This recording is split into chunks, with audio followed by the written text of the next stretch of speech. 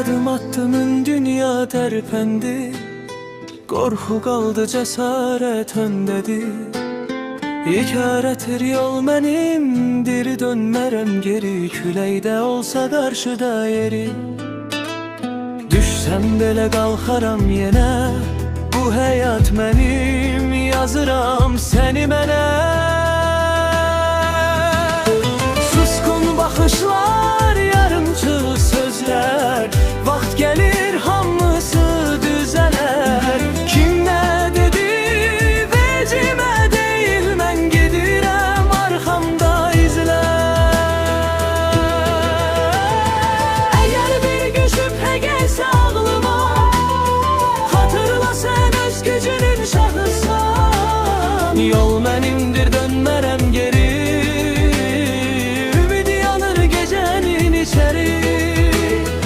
Əgər bir şübhə gəlsə ağlıma, hatırla sən öz gücünün şahısan. Yol mənimdir, dönmərəm geri. Ümid yanır gecənin içəri.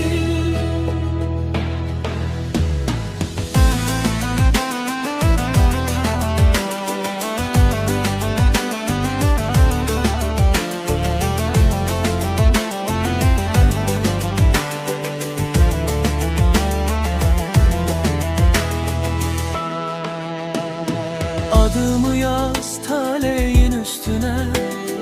Bu mahnı səslənir qələbə gününə. Səsimi aç, qorxunu bağla. Sabah səni gözləyir, hazır ol, başla. Düşsəm belə qalxaram yenə.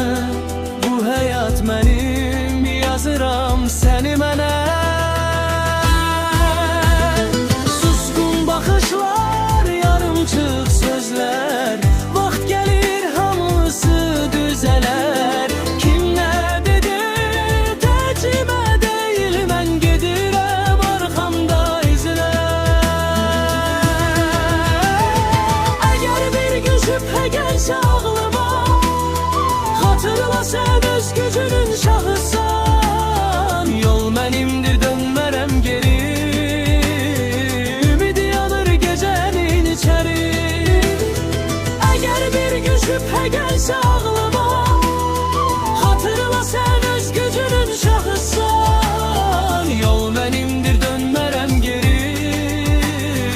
Ümid yanır gecənin içəri.